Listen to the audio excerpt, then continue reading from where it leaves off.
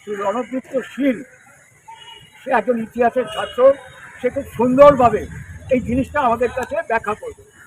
আমি রণদীপ্ত শীলকে বলবো, তুমি সংক্ষিপ্ত সময়ের মধ্যে খুব সুন্দরভাবে এটা বলবে।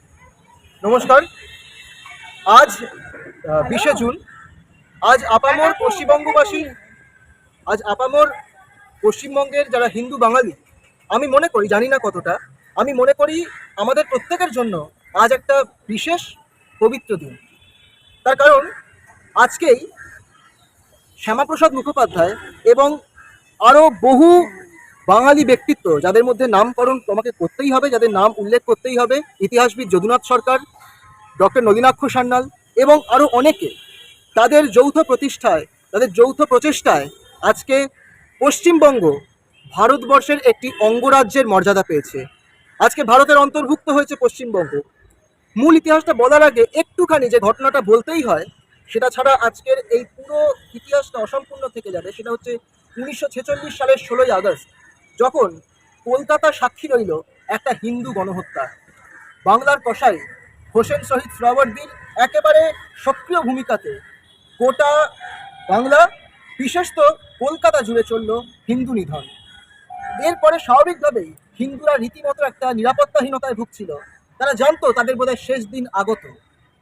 এবার গোদের ওপর বিস্ফোরা হিসেবে দেখা গেল একটা ভিন্ন ষড়যন্ত্র। সেটা হচ্ছে গোটা বাংলাকে পাকিস্তানে অন্তর্ভুক্ত করার একটা ষড়যন্ত্র, যার মাথায় কে রয়েছে? হোসেন শহীদ সোহরাওয়ার্দী। সেই এই পুরো কাণ্ডের মাস্টারমাইন্ড।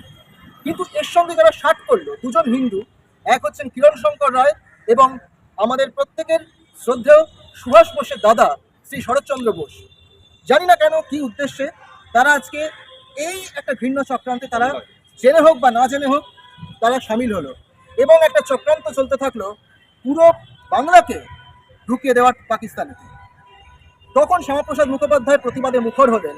তিনি বোঝালেন, তিনি ইংরেজ এবং তৎকালীন কংগ্রেস সরকার দুজনকেই তিনি বোঝানোর আপ্রাণ চেষ্টা করলেন যে এভাবে জিনিসটা হবে না।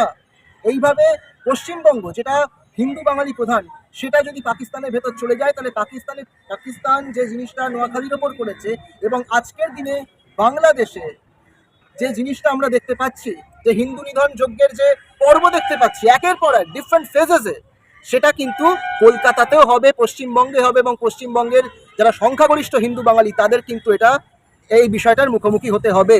এবং সৌভাগ্যক্রমে তার প্রচেষ্টায় ঢাকা এবং কলকাতার সনদে 58/20 এই ভোটে পশ্চিমবঙ্গ ভারতের অন্তর্ভুক্ত একটি অঙ্গরাষ্ট্র, এই বিষয়টা পাস হলো এবং প্রতিটি হিন্দু বাঙালির ভোটের জোরে আজ পশ্চিমবঙ্গ একটি ভারতবর্ষের অঙ্গরাজ্য।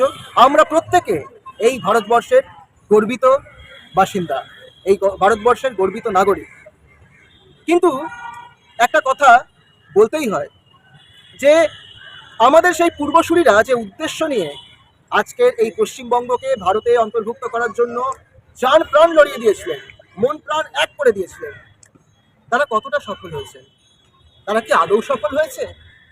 মাত্র মাস দুয়েক আগে মুর্শিদাবাদের সুতি, ধুলিয়ান, শামশেরগঞ্জে যে ঘটনা আমরা দেখলাম, সম্প্রতি ঈদ উল ফিতরে যে ঘটনা গোটা পশ্চিমবঙ্গবাসী দেখলো, ট্যাপ ওয়াটারে রক্ত মিশ্রিত জল প্রতিটি ঘরে ঘরে যাচ্ছে, প্রতিটি বাঙালি হিন্দুর ঘরে যাচ্ছে। তারপর সম্প্রতি কলকাতার বুকে ঘটে যাওয়া মহেশতলার ঘটনা, এগুলো সত্যি আজকে হিন্দু বাঙালির মনে, আমার অন্তত আমার পক্ষে একজন হিন্দু বাঙালি হিসেবে আমার মনে যথেষ্ট সন্দেহ আসে যে উদ্দেশ্য নিয়ে আমাদের পূর্বসূরীরা লড়াই করেছিলেন ইংরেজের বিরুদ্ধে, মুসলিম লীগ সরকারের বিরুদ্ধে এবং কংগ্রেস সরকারের কাছে চিঠির পর চিঠি, ডেপুটেশনের পর ডেপুটেশন দিয়ে আজকে পশ্চিমবঙ্গকে একটা হিন্দু হোমল্যান্ড হিসেবে প্রতিষ্ঠা করেছেন, তারা কতটা সাকসেসফুল হয়েছে, কতটা তারা সফল হয়েছে। তাই আমি মনে করি 2026 হচ্ছে বাঙালি হিন্দুর প্রতিরোধের শেষ সুযোগ। যেভাবে জেলাগুলোতে, বাংলাদেশের সঙ্গে যে জেলাগুলো পশ্চিমবঙ্গের লাগোয়া, সেখানে যেভাবে একের পর এক জনবিন্যাসের পরিবর্তন হচ্ছে সিস্টেম্যাটিকভাবে, 1980 সাল থেকে শুরু হয়েছে, 2025-এ আমরা এখন বারুদের ওপর দাঁড়িয়ে রয়েছি। তো যেভাবে এই পুরো বিষয়টা হচ্ছে, তাতে একটাই কথা বলতে হয় যে 2026 সাল হচ্ছে বাঙালি হিন্দুর অন্তত রাজনৈতিকভাবে প্রতিরোধ করবার শেষ সুযোগ। তাই আজকে আমার বক্তব্যটা আমি শেষ করব আমাদের পশ্চিমবঙ্গের যিনি জনক শ্রী শ্যামাপ্রসাদ মুখোপাধ্যায়ের একটি বক্তব্যের সাথে, যে প্রতিবাদ করো, প্রতিরোধ করো এবং প্রয়োজন পড়লে প্রতিশোধ নাও। জয় বঙ্গ, জয় শশাঙ্ক, জয় মা ভবানী। জয় মা ভবানী, জয় বঙ্গ, জয় শশাঙ্ক। জয় শিবসেনা।